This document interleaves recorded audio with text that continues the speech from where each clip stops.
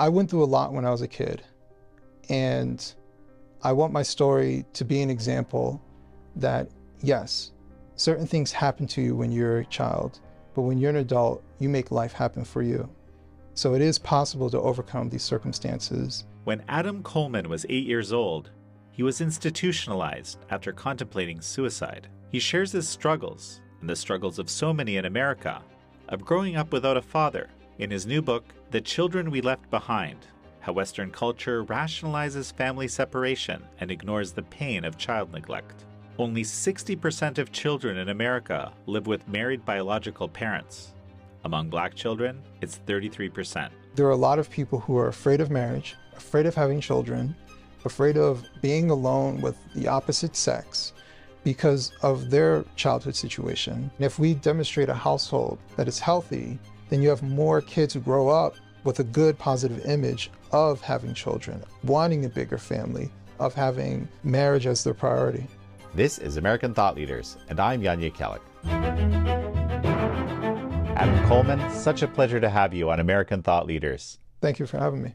Adam, as the name of your book suggests, you point out this child abandonment as being kind of, I guess, the key driver in your mind of some of the worst of the social malaise that we're experiencing in society. Tell me why you think that. I think it because I've seen it. I've seen it up close. I've seen it with people who are struggling with drug addiction. And I've heard their stories of people who end up in prisons, things of that nature.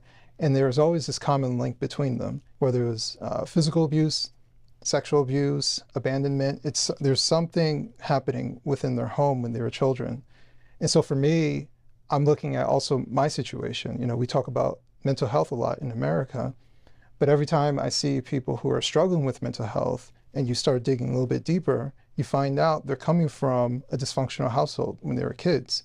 And it created this anxiety, this instability in their mind. And that's much of my story of questioning myself, questioning my mental state, whether I'm of value or not, stemming from being abandoned by my father and watching my mother struggle, and sometimes even saying, am I the reason why my mother is struggling? You know, so it's not just I saw it around me and just, you know, anecdotally talking to people that I know and familiar with, but I'm also looking at my story and what I experienced. Well, it's kind of unbelievable even to think about. You know, you were actually institutionalized when you were 8 years old, because people thought you were going to kill yourself. That is very hard for me to fathom. But give me a little bit of your background. How did it get to that, and what happened there? So for much of my life, I kind of blocked out these memories until my sister brought it up to me, I want to say almost a decade ago, my early 30s. And when she did, like, all these memories came rushing back to me as far as what happened. But essentially, we had moved from Virginia to upstate New York to live with a family member. And it wasn't working out there. There was yelling between us. It was kind of like a verbally abusive environment, specifically towards me, between my family member and myself. Oh, okay. You know, my mother was trying to go to school. She was working as well. So there's a lot of time that we were home either by ourselves or under the care of family members. That situation went awry.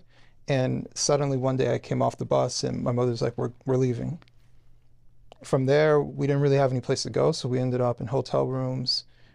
We stayed with a woman who offered a room in her trailer. And, you know, it's the three of us, myself, my mom, my sister, staying in a trailer. And eventually, after about 2-3 months, my mother had enough money. We got our own apartment. But by then, the amount of instability that was happening, on top of, I don't think really anybody in my school knew what was going on. You know, I'm going to school every day, but coming not home, but to a hotel room. So by the time we got into the apartment, you think everything would be fine. But for me, it was just incredibly chaotic. And I didn't know how to handle it. I didn't know how to express myself. But my sister, she's 4 years older than me, so she remembers it a little bit more vividly. But she remembers one specific day I was underneath the kitchen table and I was like in a fetal position, just screaming. And it was like I was having a mental break. And my mother remembers me asking her, well, not asking her, telling her that if she loved me, she'd help me die. And from my memory, I don't remember those specific moments of saying that, but I remember how I felt. I remember feeling in distress. I do remember one day getting into a car, heading somewhere that I've never been before in upstate New York, going into some facility, and my mother handed me off to somebody. And I didn't know where I was. You know, no one explained to me what was exactly was going on. It took me a little bit to realize where I was, and I was in a mental hospital. And subsequently, I was there for 3 months. And the way I kind of explain it to people is, you know, when you go to jail, you know how long you're going to be there for. Generally speaking, you're sentenced. But when you go to a mental hospital, it's up to them as to when you leave, so you don't know. And as a kid, you know, when you see your mother coming to visit you, you think today might be the day I get to go home, and she has to tell you no. You know, within the book, I revealed that, you know, talking to my sister about this was the first time I heard my mother's perspective. You know, after those visits of coming to see her son, you know, the entire drive home, she's crying because her little boy is locked away. And I never really thought about my mother's perspective of what she went through, especially now as a parent. I understand, you know, the difficulties my mother faced, and how hard that must be to have her little boy locked away like that. You know, you struggled with your, I guess, lack of relationship with your father, who basically was completely absent aside from some semblance of child support or something. Just tell me about that a little bit. Yeah. You know, I was born in Detroit. My father always lived in Detroit. He was married, but he was just married to somebody else. You know, my mother left because she needed support. She wasn't getting much of any support. And Detroit was getting worse crime-wise and things of that nature. So that's why we ended up leaving the city. But after we left, especially, I didn't really see him. I would see him once every couple of years, something of that nature. I might get a phone call. But, you know, as a kid, it felt like the phone call wasn't really for me. It was for somebody else. You know, it was just like an obligation. You should talk to your kids kind of thing. I could be wrong, but that's how I felt as a kid. But nevertheless, I didn't really hear from him. And even if I did talk to him, it was always very, how was school? School's fine. Okay, 2-minute conversation. My father didn't know anything about me. I didn't know, and still to this day, I don't really know anything about my father. You know, he would come through, living in, you know, the Northeast in New York and New Jersey. He might come through to go to New York City to get fabric because he was a tailor. But he would stay with us for a few days, but it wasn't really to see us. It was a place to stay. And every time he would come, I remember feeling somewhat excited to see him, but then quickly, like, he wasn't engaging with me. And he would always leave in the middle of the night, and he would tell me. If that was me and my son, I would be like, hey, I'm leaving in the morning, give me a hug before I go to bed or something like that. I would just wake up and he was gone. So, you know, the last time I saw my father, I was 16. He took me to the mall and bought me some clothes. That was the extent of it. And the last time I talked to him, I was 21. I called him after my son was born, but I didn't talk to him for very long because it didn't seem like he was interested in speaking with me. So I never told him that he has a grandson. And I never closed the door. If he attempted to call me, I allowed for it to happen, but he never tried. And he died some years ago, so there was never any sort of establishment or reconciliation. You know, just a moment comes to my mind where you're describing sort of seeing him happy in photos with other people. Yeah. While I was writing this book, you know, it allowed for me to talk to my mother when she told me that my father died. He had died a few months before my mother found out. She just happened to Google his name and found the funeral home and found his pictures. So while writing this, I was like, you know what? I've never Googled my father's name. And I went to the funeral home website and I saw his pictures, and I just saw a bunch of people around him. I had no idea who they were. I don't know if they're family, friends, no idea. But my next thought was, I wonder if any of them know that he has children that he abandoned. And I think that was much of the motivation of writing the one chapter in the book, Socially Comfortable, Terrible Parents. How many people do we have in our lives that get to be comfortable around us adults while we actively know that they've abandoned their kids or they're treating their kids terribly? They yell at them, scream at them, they treat them like dirt, and they get to hang out with us, go to the movies, come to the family gatherings, and no one ever says anything to them. And so outside of my father, I've seen that, in different families that I've gotten to know. And I'm like, wait, that's a situation? Is that a secret? No, everybody knows. Oh, so everyone knows, and it's shocking how common that is. Adam, just one quick sec. We're going to take a break. And folks, we're going to be right back. And we're back with Adam Coleman, author of The Children We Left Behind. Well, there's two things here. One is that when you describe child abandonment, it's not necessarily where the parents are entirely absent. They can just be absent because of selfishness. I want to touch on that in a moment. That's or narcissism. This is kind of a bizarre feature of our current age.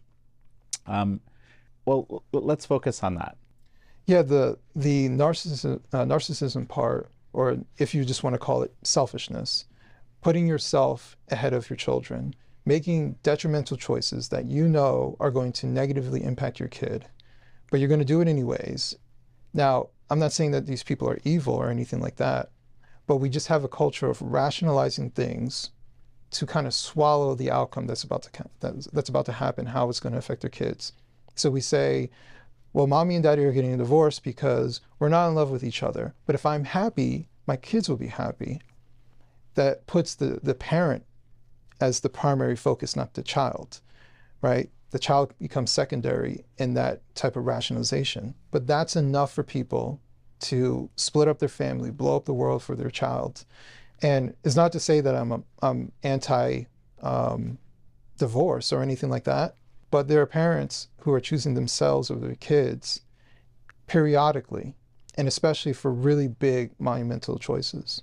And you fit that into the broad concept of abandonment, and I found that very interesting. But this is a broader societal issue. I mean, just look at our birth rate, right? And basically every free nation in the world, right? It's below replacement. That is shocking to me when you really think about it. It just means we don't really value our children enough to actually replenish the society.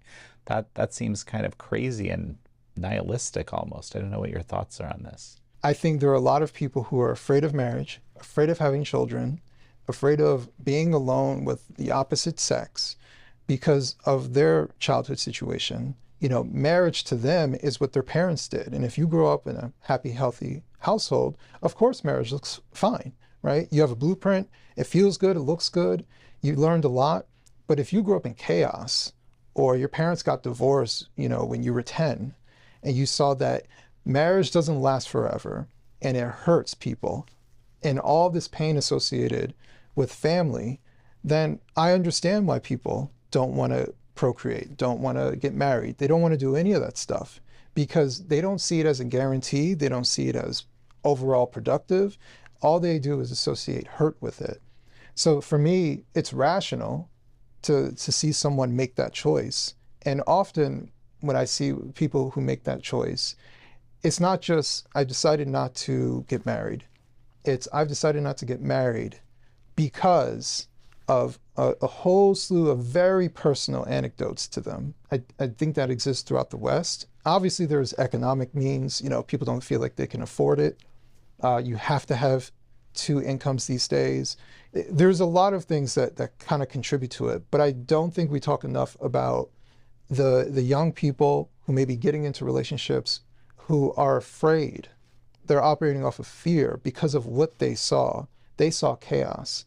And if we demonstrate a household that is proper, that is healthy, then you have more kids who grow up with a good, positive image of having children, wanting a bigger family, of having marriage as their priority. I've had some thoughts about this. My parents were divorced right around the time I finished high school. And when I was younger, they had a difficult relationship, and I often wondered why it made sense for them to be together. As I look back, right, over the years, I find myself incredibly grateful for the fact that they clearly chose to maintain the relationship for the benefit of the kids, despite, it being very difficult. And that's interesting because that's changed over the course of my life as I look back. And it really is a very different way of looking at the world. I don't know how many people would do that anymore, right? Based on the social zeitgeist. Not too many people would choose to do that, especially if they tell other people, I'm struggling within my marriage, right? Because the first response is that you gotta leave. If you have a good friend, they'll tell you like, well, I'm here for you. Here's how you might be able to resolve it.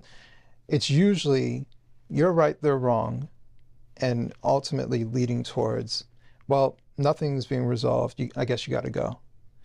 And it's difficult. Relationships are difficult. Maybe in certain circumstances, you got to leave, right? They're the obvious, some sort of abuse. Very clearly, this is not healthy for the partner or for the children to be around, right? That's far more detrimental. So I don't know if a lot of people consider these things. Divorce isn't you just sign a piece of paper, everyone goes in their merry way.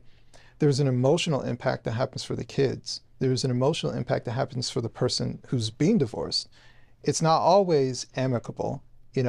One person might be trying to hold on to it, and the other person's trying to let it go. Maybe there is infidelity. There's a lot of emotions that are tied up into it. On top of just the general, a lot of people who get divorced feel like they failed.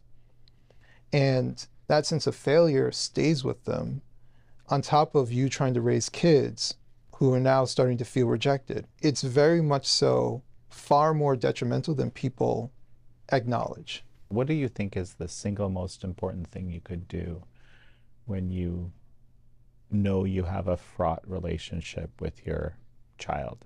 With accountability and acknowledging that you are hurting your child, that's the pathway towards healing. So it doesn't necessarily mean that you acknowledge it, I am sorry, I know I hurt you. They still may put the wall up and ignore you. But here's the thing, when they do that, it's because they want you to hurt like they're hurting. And they want you to fight to get back into a relationship because all they've seen is that you've given up. And so if they put that wall up and you're like, well, I tried, and you walk away, you validate that you've abandoned them, right? See, he wasn't serious. He's not even trying. So I do think that reunification is really important, which is why I talk about forgiveness in the book. If you're a child who's been abandoned, speaking of myself, even though my father's not alive, when he was alive, I forgave him, right? Always left that door open if he did want to call and say, you know what, I was wrong. I was a young man, or he wasn't really a young man, but, but in the past, I made mistakes. I've come to realize these things, and I am sorry. And I just want to get to know my son because I don't know who you are. I would have allowed for that to happen.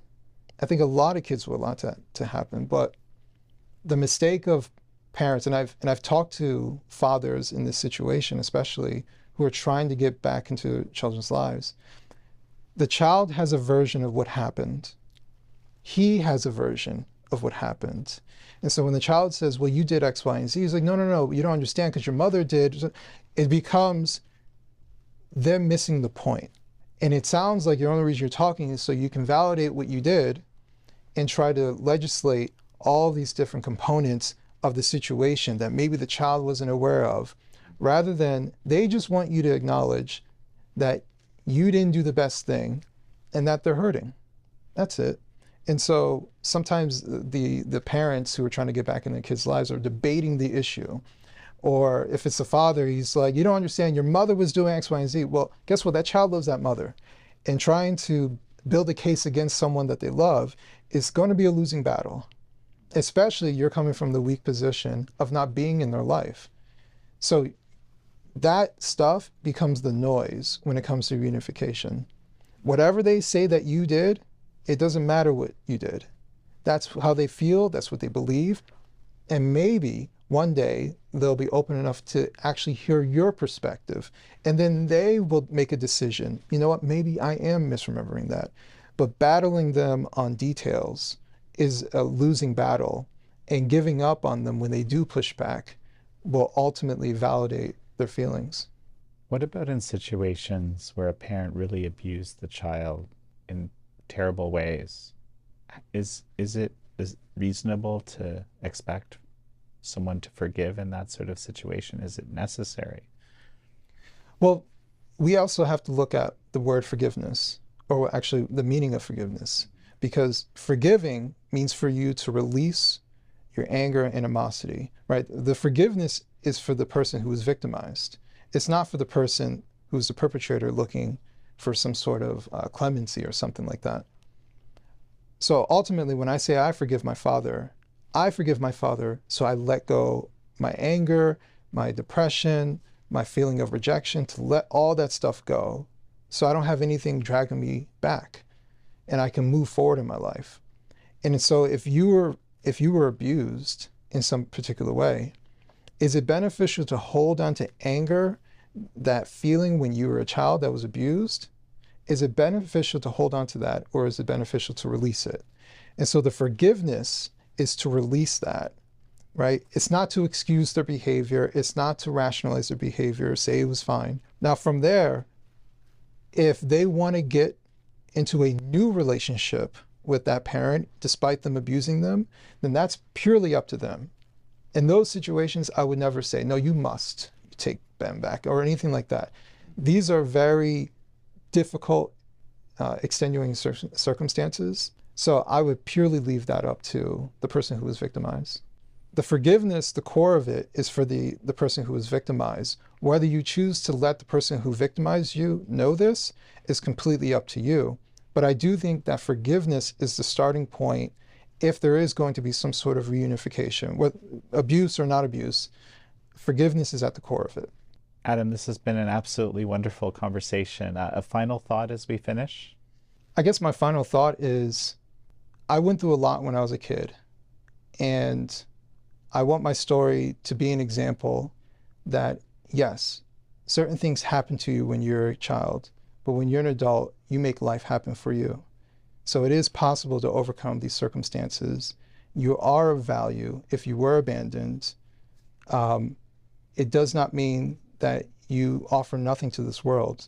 And that's why I do think that faith is really important, because we are made in the image of God. But say you don't want to deal with any of that. Whatever you have going on, you can overcome those situations. You don't have to be a victim. You can always be a victor. Well, Adam Coleman, it's such a pleasure to have had you on. Thank you. I appreciate it. Thank you all for joining Adam Coleman and me on this episode of American Thought Leaders. I'm your host, Yanya Kellek.